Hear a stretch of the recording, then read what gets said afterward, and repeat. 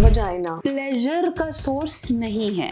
The area that gives maximum pleasure to the women is the vulva, stroking inside. तो जितना अंदर डाला जाएगा उतना प्लेजर है. मेरे द्वारा लिखी गई किताबें पढ़ने के लिए आप इस लिंक को क्लिक कर सकते हैं. मैंने ऐसी बहुत सी किताबें लिखी हैं जो कि आपकी सेक्सुअल लाइफ, बेड लाइफ और रिलेशनशिप को बेहतर करती है. अब एक चीज़ बताइए कि when we talk about vagina, men tend to confuse between vagina and vulva. So one is the internal part of our organ and one is the external part. तो इसके बारे में थोड़ा बताइए. मैं कुछ कॉमन मिथ्स यहाँ बताती हूँ जो लोगों को नहीं पता है इसके स्ट्रक्चर के बारे में. So the outer area which you see in the women body is vulva, it's not vagina. Vagina is the opening, और वजाना भी कोई ऐसे दिखता नहीं है, it is an internal part, उसकी सिर्फ ओपनिंग आपको दिखती है. और वजाना प्लेजर का सोर्स नहीं है. वजाना के अपर वॉल पे जैसे एक होल है तो उसके अपर वॉल पे there are certain blood flows, जो वेन्स हैं, जो नर्व्स है, उसमें ब्लड फ्लो है.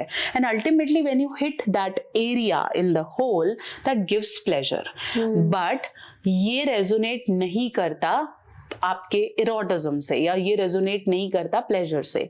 The area that gives maximum pleasure to the women is the vulva.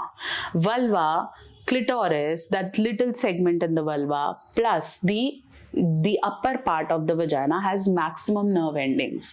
Okay. तो वहां पे जैसे फीमेल में मेल में penis is the erogenous zone, जहाँ पे हम बोलते हैं कि when you touch him here he'll feel the maximum pleasure. Similarly in the female, the vulva, the clitoris and the upper part of the vagina has the maximum, let's say, power and the maximum that attraction. तो वो जो चीजें हैं वो समझनी है. हमें लगता है it's all about stroking inside. This stroking inside will not take you to the pleasure point.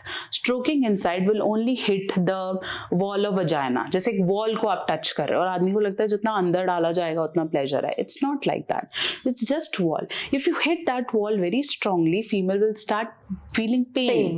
It's pain. It will lead to infection. It will disturb the pH of the vagina. Plus it will lead to lots of skin deformities. जैसे हम बोलते हैं कि बार बार skin वहाँ itch होगी तो ultimately it will lead to bad discharges and everything. So it's not required.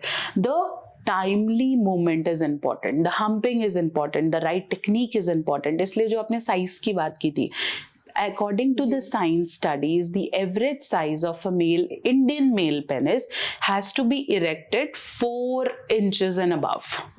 Minimum it has to be 4 inches and above. अगर आपका erected penis 4 inches नहीं है and it is less than like 3 inches or so, it is called micropenis. And micropenis cannot be treated with anything. It needs only implants and surgeries. Okay. ठीक है. उसके अंदर कुछ hormonal जो बोलते हैं एबनॉर्मलिटीज है सिंस बर्थ. ओके, तो उसको वैसे ही ट्रीट किया जाएगा. हमें लगता है कि जो हम वीडियोस में देखते हैं या पॉर्न्स में देखते हैं that is the average size. It's not the average size at all. They are being paid because their body is like that. So we all are different in some form. So ऐसे कोई ultimate size नहीं है. It's all about right technique. Correct. Right. And again, the biggest fallacy is this: more of stroking makes you more man. ऐसा नहीं है.